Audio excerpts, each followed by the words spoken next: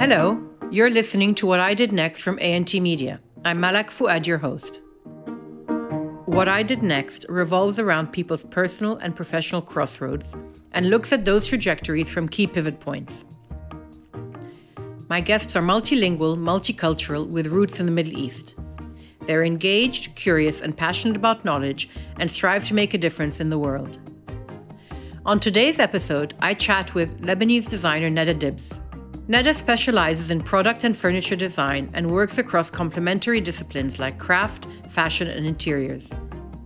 She is of Syrian Lebanese descent and comes from a family of merchants who established themselves in Japan in the early 20th century, like modern-day Silk Road traders. Her work is infused with imagery from the Far East, and her own aesthetic and taste is one of minimalism and moderation. The less is more approach to living. With a passion for craftsmanship, Nada has made it her mission to find innovative ways to keep alive the Levantine traditions of woodwork making. Her meticulous attention to detail allows traditional craft techniques to be showcased in modern products that reflect the way we live today. Nada Debs' studio has collaborated with a broad spectrum of brands, from luxury names such as Fratelli Rossetti, Louis Vuitton, and Porsche, to more accessible brands such as IKEA and Converse. We discuss the many twists and turns in Nada's life and the journey she took to become a bespoke luxury Middle East brand. We begin today with the books, music, and film that inform Nada's cultural world and give us a glimpse into what moves her. Some of her answers surprise me, but highlight the immense and deep influence that Japan holds over her. Okay, so we'll start with film. So what I really love, like on top of my head, is a film called In the Mood for Love by Wong Kar-wai. I don't know if you know it. It's a Hong Kong film. And I guess it's because I grew up in Asia and Japan. And so for me, having that Asian culture, it's very attractive for me. So it's a very cool film, if anyone has not seen it. So it's a film that takes place in Hong Kong in 1962, which is the year I was born.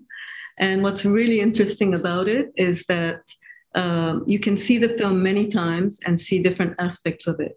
So in one time, it's this beautiful Chinese woman wearing a beautiful Chinese dress, but each time, every scene, she has a different dress on. So you can just look at fashion, or you can look at interiors. There's this really beautiful mood of China and Hong Kong in the 60s. And the story itself is amazing. It's about two couples, two people, one male, one female, who are in a kind of hotel in the 60s. And the man, his wife is not with him, and the woman, her husband is not with her, but it seems like they are having an affair somewhere else. And they find that out. You mean the other couple, the husband and wife who are not there? They're not there. Oh, how interesting. Yeah, and they're having an affair that is interesting. In Japan. So it's really cool. How interesting. Yeah. And what language is it in? It's in Chinese. But then, it's a foreign film. Subtitles. I love foreign films. Yeah. And then the other... Interesting. I'm going to look it up. Look it up. It's quite cool.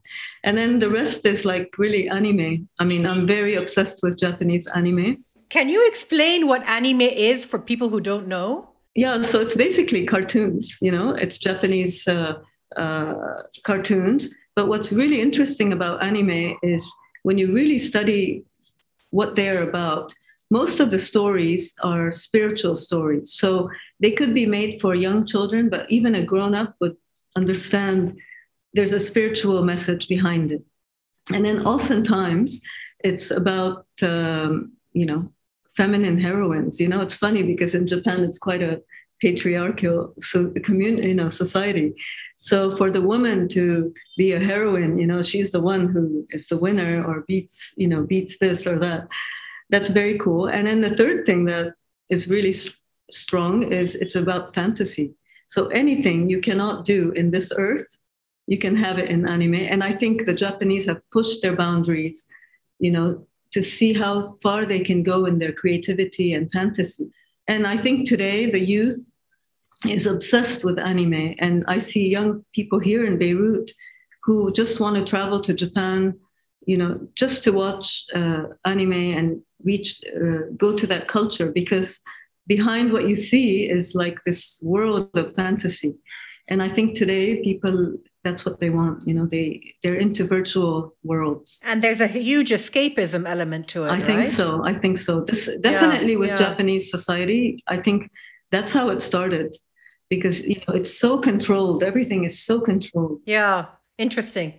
And what about books? Are you a reader, Nada?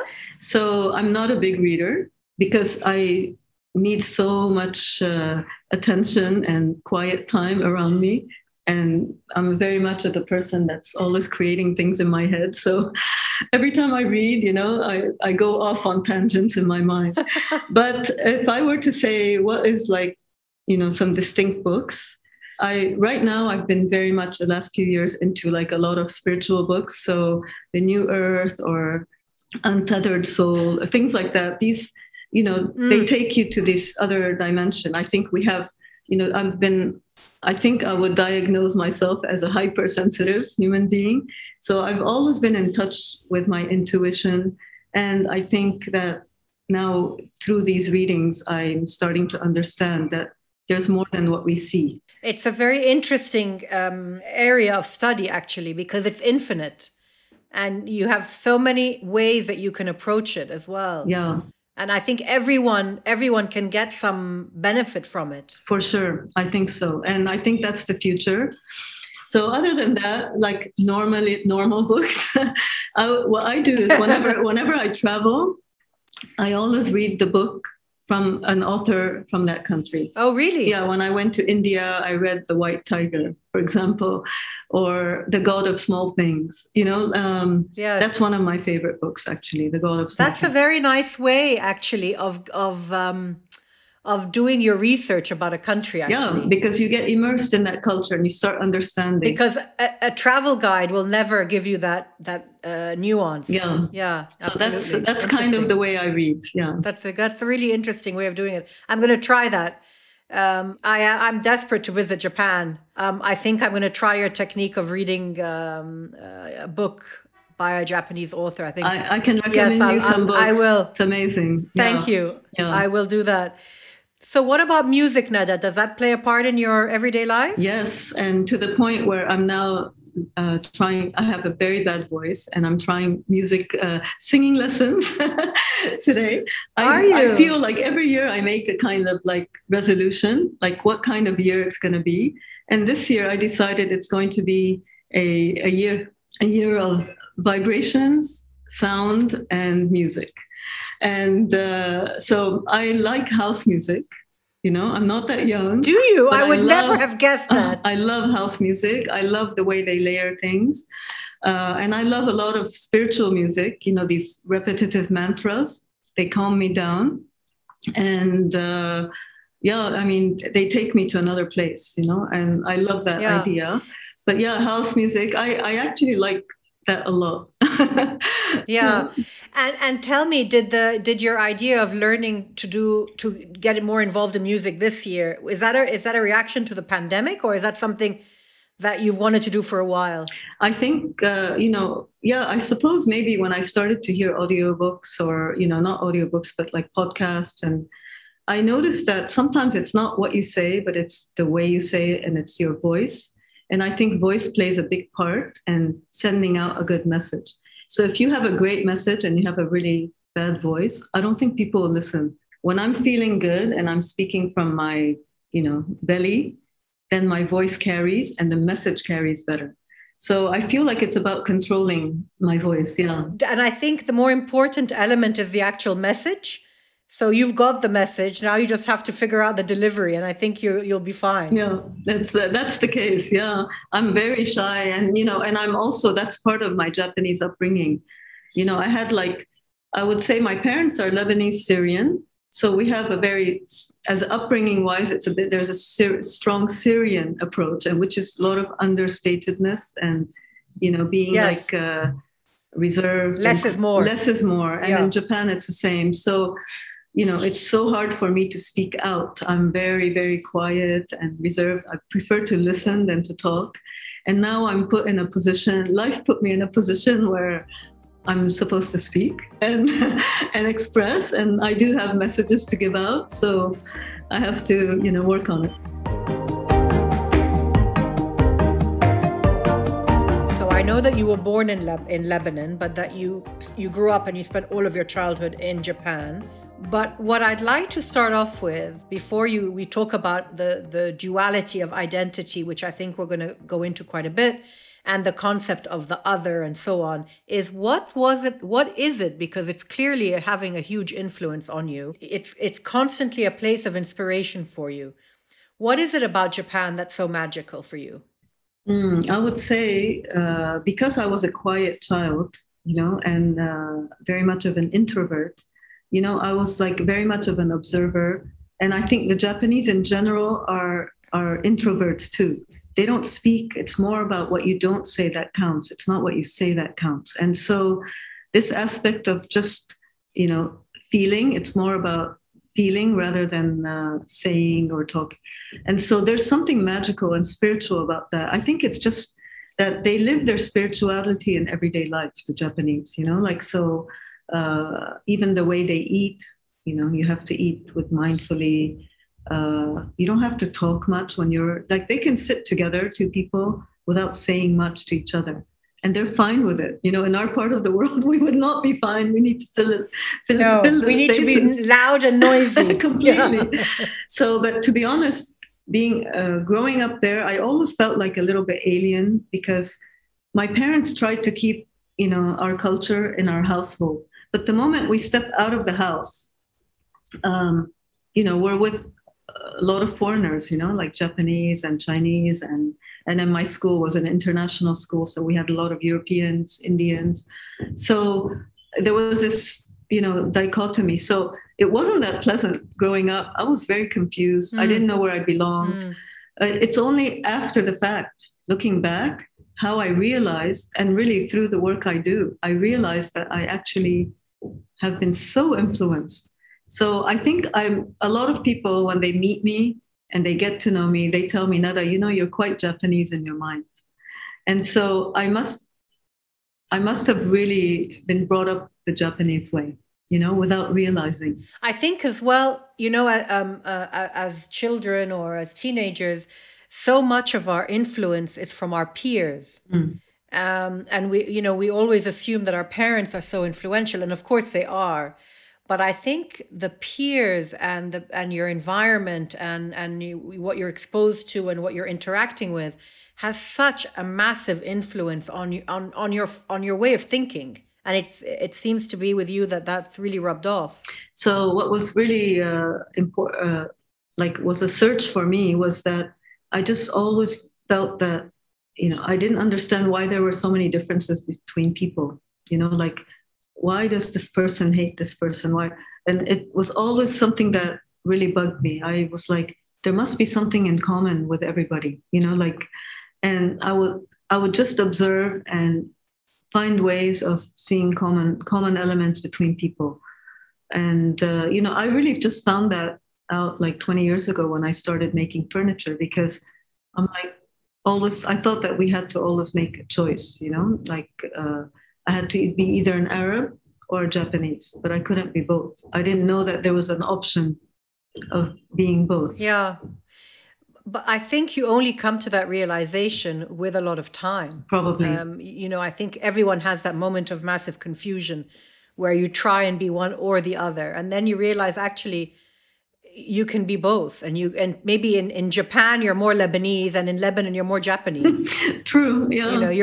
You're always more of the other in the other place. That's so true. That's so strange. True. Yeah. It's strange. So you were in Japan until what age, Nada? So until like 17, until I went to university. And then, so my parents first sent me to Lebanon, to AUB, and it was really during the war. And they didn't want to keep me in Japan. They're a little conservative. They got worried that I'll marry a Japanese man. And then, they didn't want me to go to America because, America is all about sex and drugs. So I ended up, they're like, all the stereotypes. Yeah. And then they're like, okay, go back to Beirut. Maybe you'll meet a husband or something, you know. So you were at AUB and you did meet a husband at AUB in the end? I did meet a husband at the end. So I chose the one person that they would probably rebel against the most. I was rebelling. Really? How funny. I was rebelling, I think, you know. I didn't want to go to Beirut. I really did not relate to the Arab world. So I was completely I didn't have a good image of the Arab world. I didn't like myself. But it's also very isolating when you don't have anyone else like you around you. That's it. I think I suffered from that, you know, and I still feel like I don't, like, you know, I struggle with looking for people like me. That's why I'm very comfortable with TCKs, because we're all in the same boat. We're all like confused, you know, like we don't know who we are. Yeah. And we pride ourselves. Now I learned that it's an asset, but as a child, when you grow up, it's very, it's a hurtful thing, you know, for a child. So in a way, I had to accept that I was in Lebanon in AUB, but it turned out to be a real blessing in disguise because it was so fun. Like, I didn't think that Beirut was that fun, you know? I'm like, these are Arabs, these are Muslims. They're like so fun. They're stylish, they're fun. You know, I was totally mistaken. Like, you know, I didn't even know that, you know, how I thought about the Arab world and what the reality is was so different that, you know, in a way, many years later, I did decide to embrace that. And so you, just to get the trajectory correct, you graduated and you got married right after college, Nada, is that right? Yeah, so I graduated with a business degree, and I was not happy with the business degree. So finally, you know, I pleased my parents with that. Then I moved to study at the Rhode Island School of Design. So I did a second degree there. But I have a Bachelor of Business Administration. Then I got 2 more degrees at RISD. So I did a Bachelor of Fine Art and a Bachelor of Interior Architecture. For the people who don't know, who are listening, the Rhode Island School of Design is one of the best design schools in the world. And it's incredible, very prestigious. Yes. Very prestigious school. I feel like it was like the passport to the world. It's like when you go to Harvard. And I'm sure now that you're a business owner, the business degree that you did at the beginning is handy as well. It had its use, and you probably, you know, at the time you regretted doing it, but I'm sure now you realize actually that was a very important thing to have in your back pocket. In a way, yes. But I think the business mindset also comes from my family, because they are like, they don't get design, you know, so they would say like, so where's the money? We're seeing you working and working. Where's the money? And I keep telling them, it takes time, Mama. It takes time, Baba. You know, because you're from a classic merchant family, completely. Right? This is why they emigrated to Japan, and and they're in the textile business. So with textiles, you sell rolls and rolls of fabric, you know, and for them, like one piece of furniture, you know, what does that mean? But then over time, people started to ask them, are you Nada's mother? You know, are you Nada's father? Yeah. And so this is where they kind of like understood. Actually, when I look at my whole family and extended family, I'm actually the only one that went off on my own. And I guess, you know, there's that poem, The Road Less Traveled. And I think I actually took that road less traveled.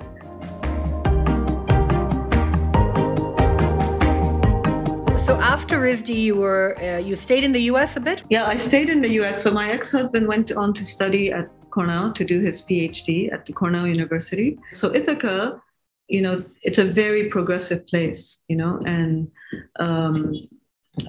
you know, it's really the little apple. You had there the farmers market, and there was this real spiritual movement also going on there. And then I thought, if I stay too long in America, maybe, you know, I'll lose track of my identity. So I told my ex, I think maybe we should move to London, and his parents lived there. So I thought at least maybe I can see, you know, get together with an Arab community who speak English. I got a license to do interior design. It was the first license that they ever had. And I passed the test, and I was so proud. And the time we moved to London, there was a huge recession, and all these American firms were laying off people. They were closing their companies. And I was like, oh my God, what do I do with this license? I have this, this license and I can't do anything about it. And meanwhile, I've always liked, I was in Ithaca, I had on the weekends, I was making furniture because I didn't like what I saw. And I thought maybe I can just make some furniture for my apartment in London. So I started to go around looking for furniture. And what I noticed that furniture in London at that time in the 90s was mostly antiques. There wasn't that much contemporary. Mm-hmm. And so I'm like, wait, where do I get furniture? So I started to design my own. And I met a woodworker, a young man who was quite, amazing. So whatever I drew, he made for me. And then, but what was interesting about London is that everywhere I go, wherever I wanted to buy furniture, the salespeople will always talk about the craft techniques and, what is, 19th century, 18th century. And I realized then the value of craft and how and the value of heritage. They were so proud of their craft and identity and heritage.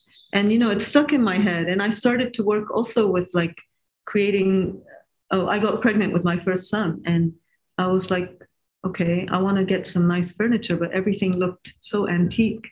So I designed a kid's, bedroom set. And I used the craft of marquetry, but in a contemporary way. And then some of my friends are like, oh, we love this. It's really beautiful.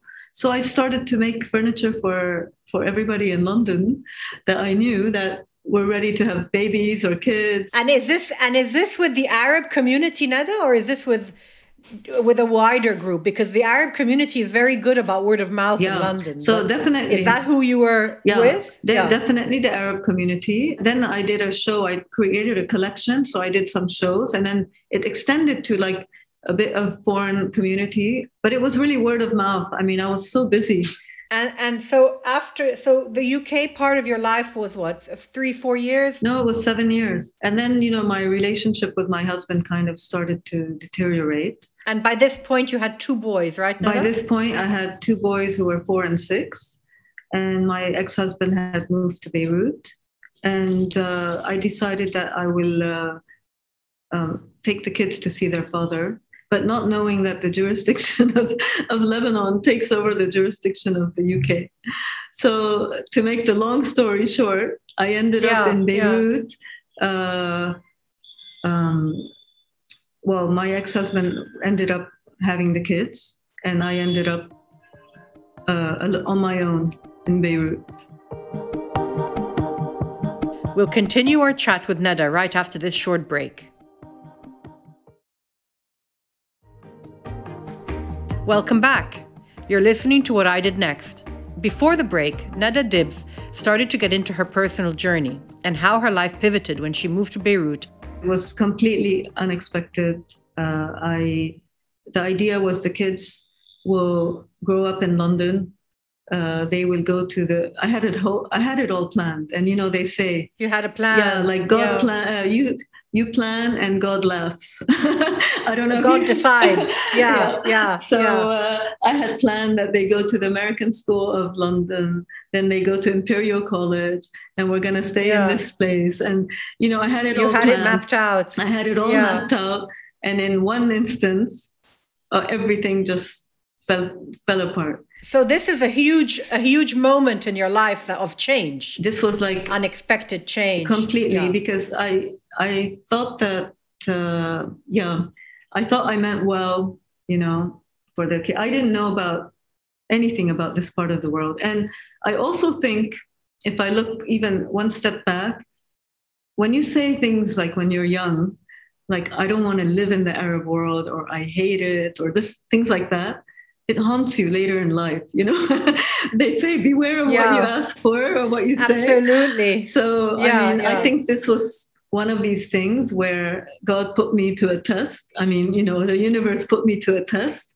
And they're like, okay, you said you didn't want the Arab world. Here you are. I could have left the country. Yeah. I could have left the country and gone back to London, but it didn't make sense anymore. So I decided that I will be there to see the kids over the weekend. But it was a big, big, big shock because when once you become a mother, I think you can't take that away. I mean, it's like these kids go through your body. So, like there's a connection. And so the connection was cut. And this, like I underestimated motherhood. Like today I realize how important it is.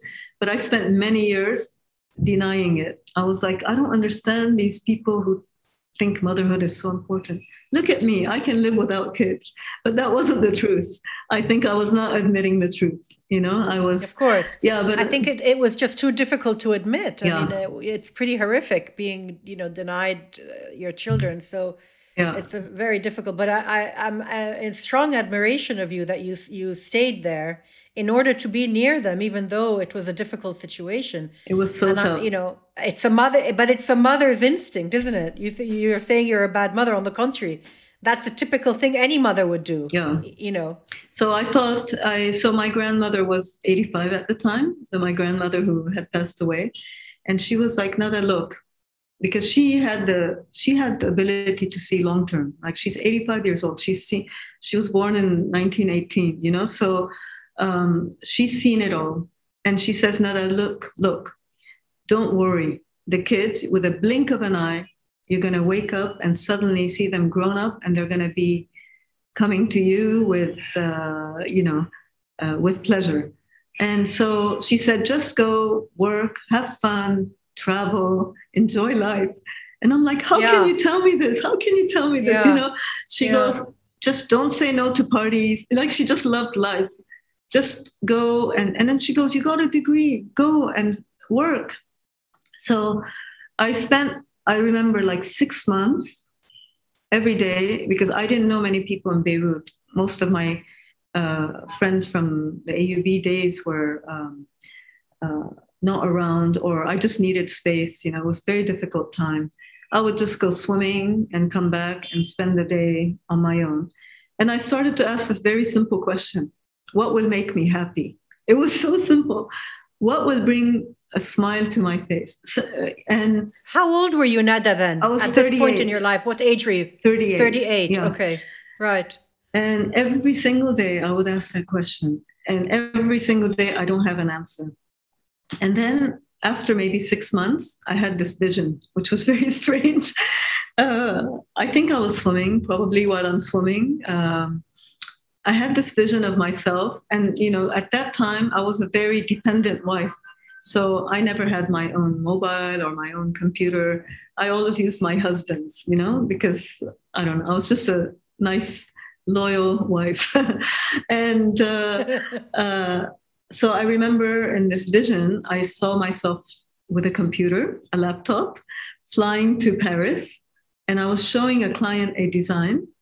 I closed my computer. Then I saw myself flying to New York City, opening my computer and showing a design. And then I somehow woke up from this dream. Okay. How and funny, then just so you saw it all mapped out in front of you. I saw it mapped out. Yeah. And I'm but if you saw the situation I was in, I'm so far from that image, Yeah. What is this dream telling me about? But 1 week later, I had the royal family, someone from the royal family of Jordan contacting me. They saw my children's furniture in Beirut, in London. It was Princess Rida Salam. I don't know if you know her, Rida Talal. Mm-hmm. And she told me, Nada, when I get pregnant, I'm going to contact you. And lo and behold, she did. She contacted me 1 week after this vision. And I was like so excited. So you had a prestigious benefactor launching your career in Lebanon. Yeah. So, people in Beirut started to ask, wait, who's Nada Debs? She's doing something for the royal family. I started to become known for children's furniture. Yeah. And then word of mouth. And one day, and then it hit me that, this is something I really love. And I was thinking, okay, I don't have a chance to bring up my kids. But, okay, this becomes my sensitive moment because I can't even say it 20 years later. But, this is a time where I say, if I can't bring up the kids, maybe I can use my time for something, they can be proud of. Like I didn't waste my time. I think this was so much in my subconscious that I had this drive. I was like a bulldozer, I would start early morning, and I was like, So your energy, all your energy went into this. All my energy went into that. I sometimes even forgot that I had kids, like I completely forgot. It just became such a drive. My family was upset with me. They're like, where are you? We're not able to talk to you. And I realized that, when you're a mother, you want to give a lot of love. And when you don't have an outlet, you need an outlet. Like, so it has to go somewhere. And so in a way, my work became like a third child. I just poured all my love into this. And so,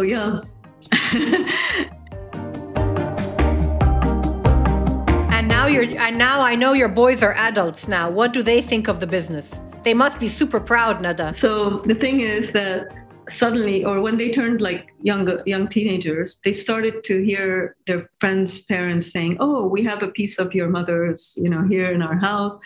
And I started to realize that they recognize that I'm starting to become known, and at that time, my whole drive fell. I really suffered because I thought, okay, my goal is finished. My goal was to get the recognition, and now I have the recognition from my kids. What do I do with my business? Like, that wasn't the whole point of my business. Was not to make money. Yeah. It was really about just getting that recognition. For them to see you. For them to see you. And see what you were doing. Yeah. But so how do they perceive it now? I have a 26-year-old and a 28-year-old. My 28-year-old is into music. He's into music production. So he seems to be taking the creative route.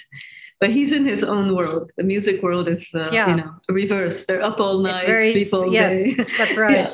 But my 26-year-old just popped the question last week. He's like, "Mama, what do you think if I join you?"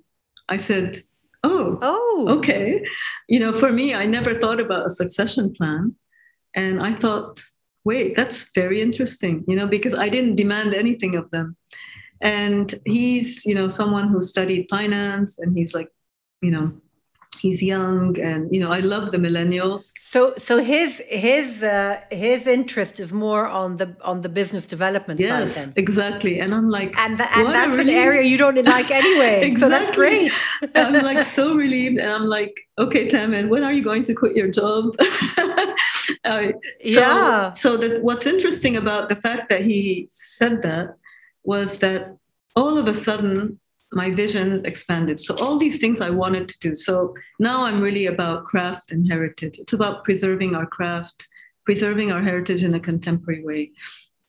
And, I've always wanted to create a foundation. I want to support the craftsmen, but I'm so overwhelmed that I don't have time. But now that if he wants to take over the business side, then I'd be happy to pursue. It frees you up. To pursue, this mission. And it's not just made in Lebanon, it's made in the Arab world. You've done some amazing collaborations. You did Converse, Fratelli Rossetti, IKEA. Yeah. What do you get, Nada, in terms of, as a creative person, what do you get, what does it mean for you to do these collaborations with these different brands? Because they're so different, the brands you've worked with. You've worked with Jotun, the color specialist. Right.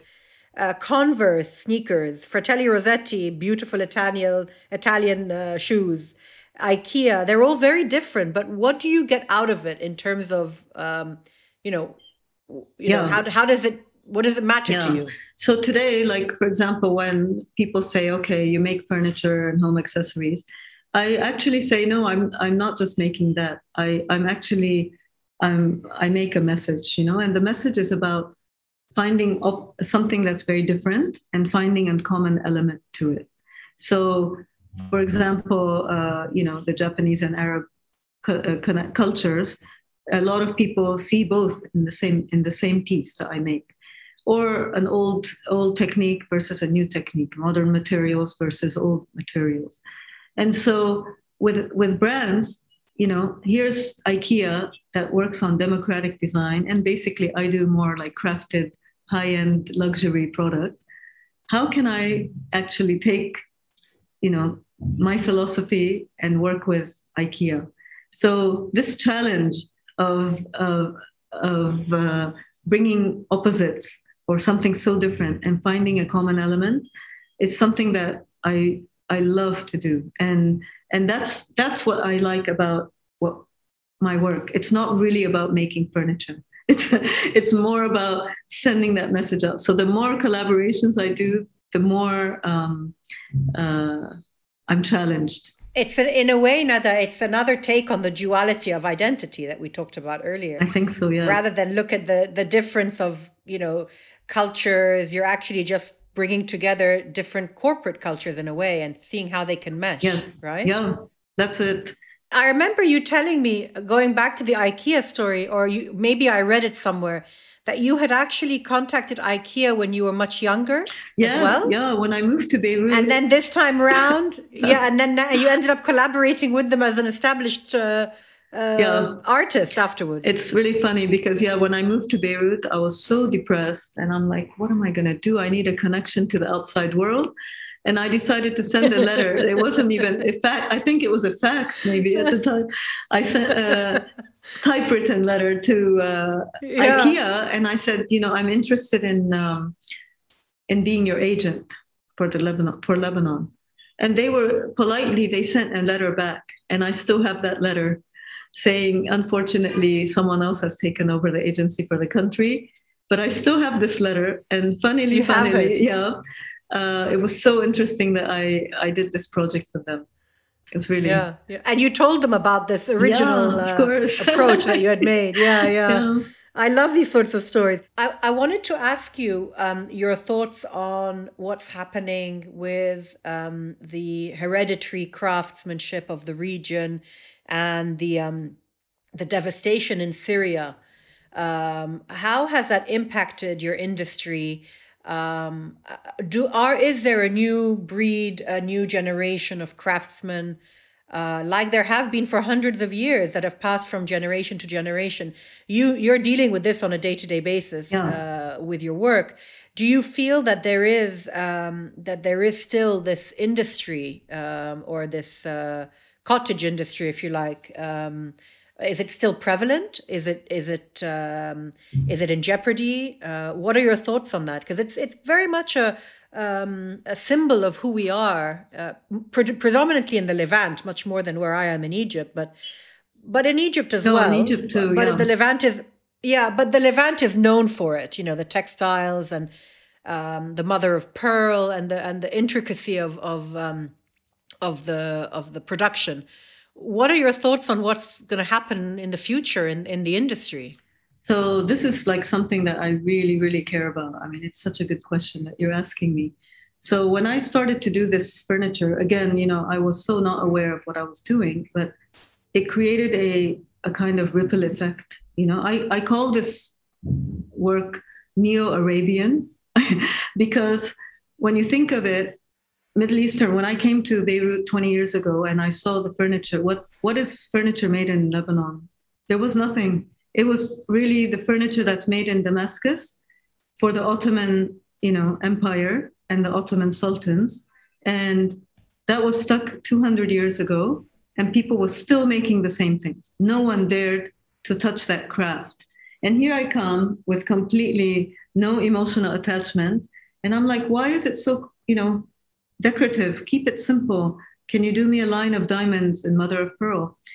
And this created this new look. And then I kept the form very simple. So the form represents who we are. We're modern in our clothing and the way we look, but we're intrinsically Arab. And I thought by creating contemporary forms, but keeping the craft, that's really the same, that reflects who we are today.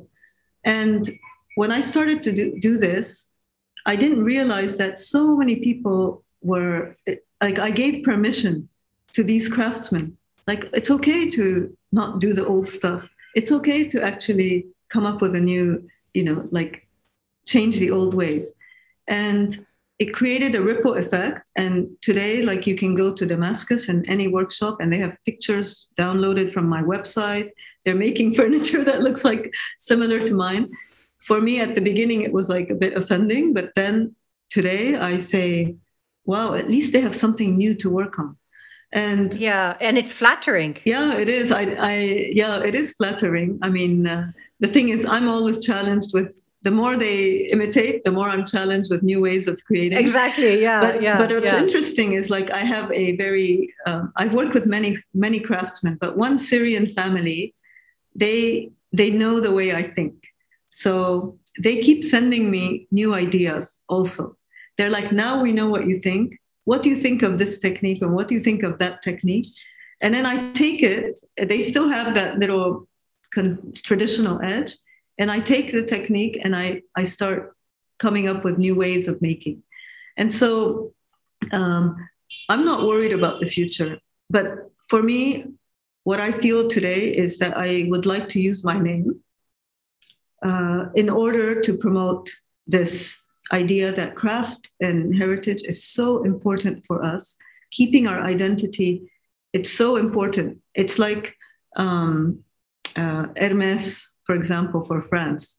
You know, it's all about craftsmanship and heritage, and they only work with their own people. They don't make their things in China, I don't think. I think, and this is the way I want to approach. Like, we need to look at how proud we should be of what we are. When I first came to Beirut, nobody wanted anything made in the Arab world. They were like, looked down at it. So I think that I was able to at least revolutionize that.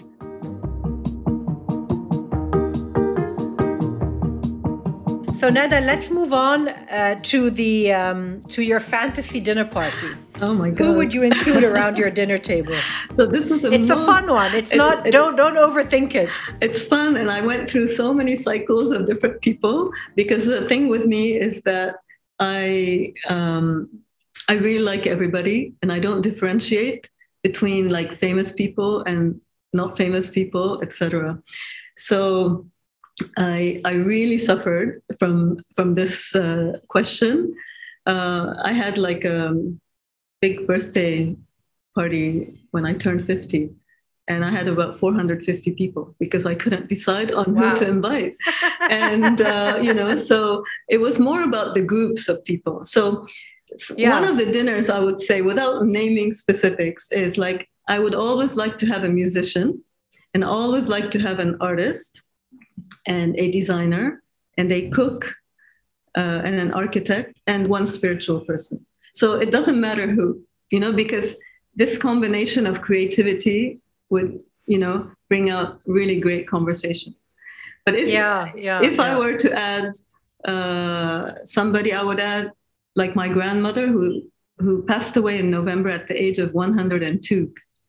And to me, mashallah. Yeah, she was amazing, because even at that age, she really pushed independence. And, I was married, I'm divorced, but then she's like, Nada, don't bother to get remarried. Enjoy your independence. She was so independent. Absolutely. Yeah. And she's like, and for that generation to think that way is very unusual. Yeah. So I really she's great. She had friends at, the age of 7, so she's amazing. Great. But another dinner, if I were to have another dinner, because I can't stick to one dinner, would be really a dinner for people who have traveled to completely different cultures.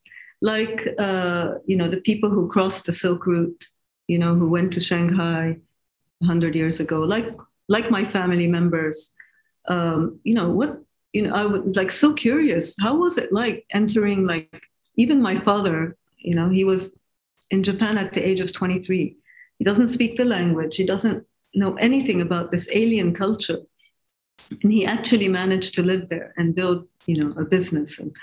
And to me, meeting people like that from, people from India who go to, I don't know, Brazil. I'm one of those people, and you are as well. Yeah. So that's it. My dinners, we have many interesting different people, but it doesn't have to be that they're famous. I feel like they need to. No, absolutely. Everyone has a story to tell. This episode of What I Did Next was brought to you by ANT Media with me, Malak Fuad, and is co-produced by Chirag Desai. Please remember to follow us on Instagram and Facebook for updates on the show. Just search for What I Did Next. I'd really appreciate it if you could leave us a review in your podcast player. This boosts the show's ratings and helps us reach potential new listeners. Our next episode will be in 2 weeks' time, and we hope you can join us then.